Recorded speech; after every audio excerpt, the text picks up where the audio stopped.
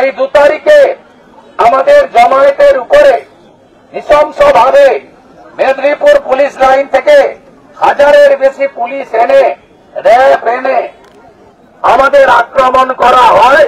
40 জন আহত হয় কর্মীরা। যে কর্মীরা আহত হয়েছিলেন, যারা আছেন হাত তুলবেন, হাত তুলবেন।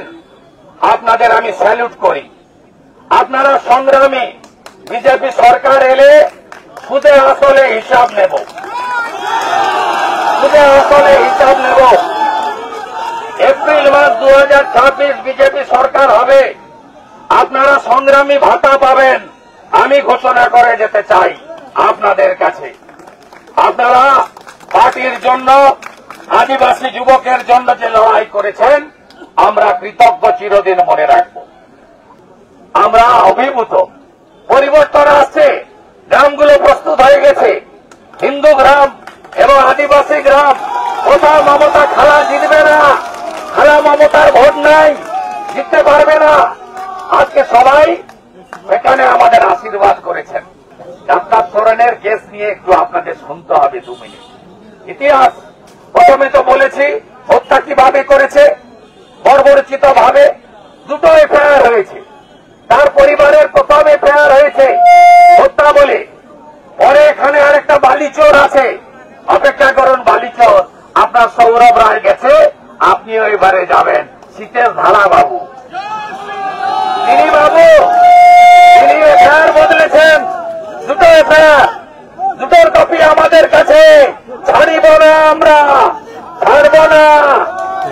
আমাদের আদিবাসী ভাইরা আছেন, তার পরিবারও সন্তুষ্ট ছিল না, তাই এখনো দেহটাকে পুঁতে রেখেছে মাটিতে। তারা চেয়েছিল বিচার। পরবর্তীকালে শীতেশ ধারারা এবং পুলিশ কি করেছে আমরা জানি। আপনাদের কাছে অবৈধ বালির টাকা অনেক আছে, সেটা আমরাও জানি। আপনি টাকা যেখানে গর্ত খুলে পুঁতে রাখুন না কেন, मोदी जी है ना खाऊंगा ना खाने दूंगा। খুঁড়েদের চালানো হবে। বালি চোরেদের বিরুদ্ধে, গরু পাচারকারীদের বিরুদ্ধে আমাদের লড়াই চলছে, চলবে। দুর্গাপূজার বিসর্জনের পরে এই জনঢেউ আছড়ে পড়বে নীতিমান সরকারের অফিসে মেদিনীপুরে। আমরা আরো বড় করে লড়ব এবং এই ইস্যু ছাড়ব না। আপনারা 2টো এফআইআর করতে পারেন, গরিব মানুষকে অর্থ দিয়ে কিনতে পারেন, কিন্তু ভারতীয় জনতা পার্টির আন্দোলন থামাতে পারবেন না। আমরা আদিবাসীদেরকে ভগবান তুল্য মনে করি।